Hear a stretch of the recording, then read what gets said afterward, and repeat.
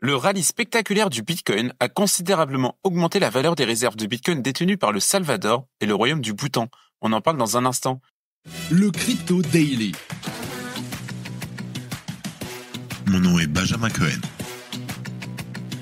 Et vous êtes bien sur le Crypto Daily. Le podcast qui traite de l'actualité crypto, NFT et métaverse. Dans vos oreilles, chaque jour, du lundi au vendredi.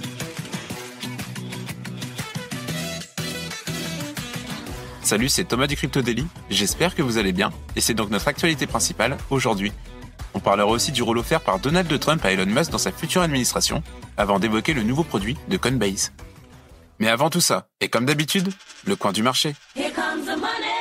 Here we go. Le marché continue d'évoluer dans le vert.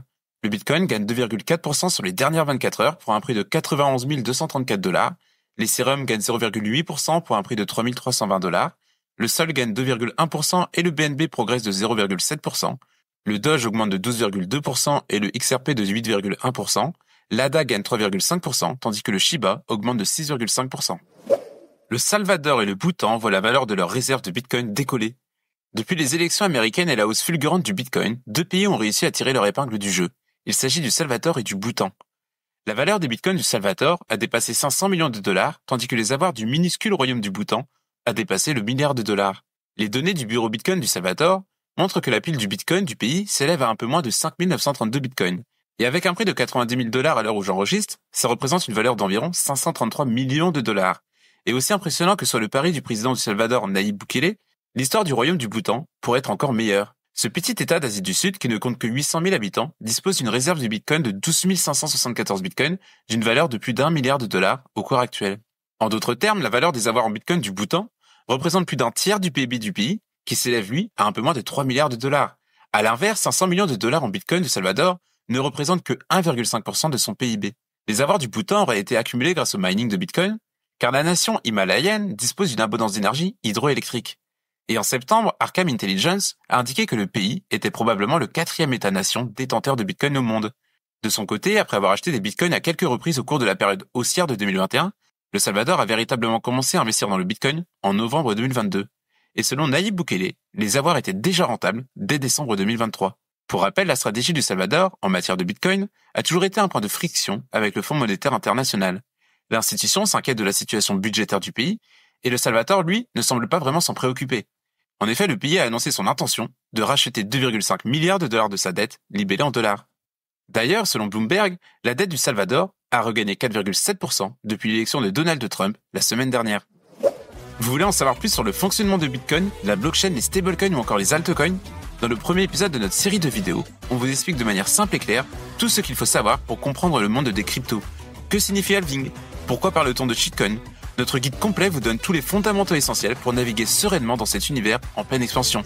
Plongez dans la crypto et laissez-vous guider pour profiter de l'éventuel bull run. Le lien est dans la description. Elon Musk prend les rênes du Doge. Le département de l'efficacité gouvernementale, ou Doge, incarne la vision de Donald Trump pour une administration allégée. Cette agence sera sous la direction d'Elon Musk, PDG de Tesla, et de Vivek Ramaswamy, ancien rival de Trump, aux primaires. Elle devrait viser à rationaliser les structures de l'État, mais l'implication d'Elon Musk, connu pour sa passion pour Dogecoin, confère un symbole ironique et mémorable à ce département. Le choix de Ramaswamy, quant à lui, reflète la volonté de Donald Trump de rassembler des profils divers dans son administration pour insuffler une nouvelle énergie au gouvernement. Notons que cette annonce officielle intervient après des mois de rumeurs et de soutien financier massif d'Elon Musk à la campagne présidentielle de Trump. Et depuis l'annonce de Donald Trump, le Dogecoin connaît un rallye spectaculaire. En 24 heures, le cours du Doge a grimpé de 12,2% et sa capitalisation boursière s'élève désormais à 60 milliards de $. Ce rebond marque une augmentation de 136% au cours de la semaine écoulée, boosté par l'engouement autour de l'avenir du Doge et de l'effet Elon Musk.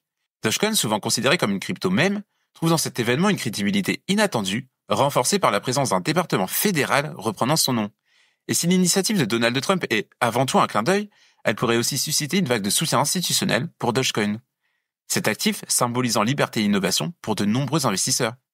Ce département fournira des recommandations à la Maison-Blanche et au Bureau de la gestion et du budget et cherchera à instaurer des réformes structurelles, avec notamment un focus sur la réduction des réglementations excessives et des dépenses jugées inutiles. Doge pourrait initier une série de réformes inédites au sein de l'administration fédérale. De son côté, si Dogecoin a profité de cette annonce, c'est aussi le signe que les cryptos et la politique s'entremêlent de plus en plus, pour le meilleur ou pour le pire. Et en fin de compte, le département Doge sera-t-il vraiment à la hauteur de ses promesses de choc de modernité? Mais ce qui est sûr, c'est que la dynamique commune entre Donald Trump et Elon Musk ne surprend plus. Et il y a quelques jours encore, Elon Musk appelait lui à réformer la réserve fédérale. On n'est sûrement pas au bout de nos surprises. Si tu aimes le Daily, une note et un commentaire nous aident énormément. Aussi, si tu ne veux rien rater de l'actualité, abonne-toi. Coinbase lance un indice Coin50. Coinbase a annoncé le lancement du Coin50, un indice regroupant les 50 cryptos les plus capitalisés du marché. Cet indice est dominé par les leaders de l'écosystème. Le Bitcoin représente 50% de sa composition, suivi par Ethereum avec 28,8%, Solana à 6,4%, Ripple à 2,9% et le Dogecoin à 1,4%. Et 45 autres crypto-monnaies, au profil diversifié, complètent les 10,4% restants. La répartition de ces actifs sera réévaluée chaque trimestre pour s'adapter aux performances et aux dynamiques de marché. Fait notable, les stablecoins et les cryptos, axés sur la confidentialité, ont été volontairement exclus de cet indice.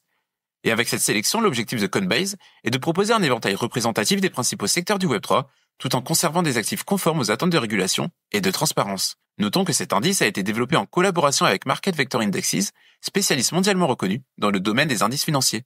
Pour trader le Coin50, les utilisateurs peuvent se rendre sur la plateforme Coinbase International, où cet indice est accessible sous forme de contrat perpétuel. Sans grande surprise, ce contrat n'est toutefois pas disponible pour les résidents américains. Avec ce lancement, Coinbase se positionne en acteur de référence. Et oui, puisque l'entreprise propose une solution permettant aux investisseurs de diversifier leur portefeuille en s'exposant aux crypto-monnaies les plus solides du marché. En parallèle, et à l'image du marché des crypto-monnaies, l'action de Coinbase a elle enregistré d'importantes performances en bourse ces derniers jours. Avec la deuxième meilleure semaine de son histoire, le titre évolue maintenant sur un plus haut de près de 3 ans.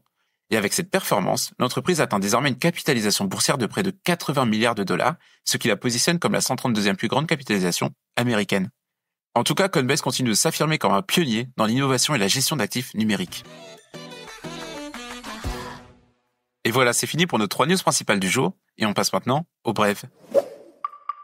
L'Allemagne est passée à côté de 1,6 milliard de dollars. La récente vente de 50 000 bitcoins par l'Allemagne, à un prix moyen de 57 600 dollars, se révèle coûteuse. Depuis juillet, la valeur de ces bitcoins a fortement augmenté, entraînant un manque à gagner de 1,6 milliard de dollars pour le gouvernement allemand. Sam Trabucco perd 70 millions de dollars et un yacht. Sam Trabucco, ancien co-PDG d'Alameda Research, a accepté de renoncer à 70 millions de dollars de réclamation et de céder des biens de luxe, dont un yacht et 2 appartements, pour contribuer au remboursement des créanciers de FTX. L'Italie renonce à une forte hausse des impôts sur les cryptos.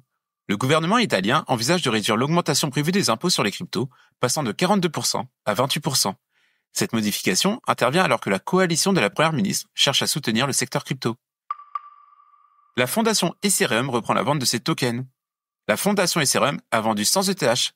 Ces ventes s'inscrivent dans une série de transactions totalisant 4266 ETH vendus en 2024 pour 11,83 millions de dollars. Et on termine par Hollywood qui prépare un film sur l'empire SBF. Un film sur l'ascension et la chute de Sam Bankman-Fried, ancien PDG de FTX, serait en préparation par Apple Studios et A24. Il serait basé sur le livre Going Infinite de Michael Lewis. Et voilà, c'est la fin de ce résumé de l'actualité du jour. Évidemment, pensez à vous abonner pour ne pas rater le suivant. Rendez-vous aussi sur Twitter pour d'autres contenus d'actualité exclusifs. Je crois que j'ai tout dit. Faites attention à vous. Et moi, je vous dis à vendredi. C'était Benjamin pour le Crypto Daily. Merci et à très vite.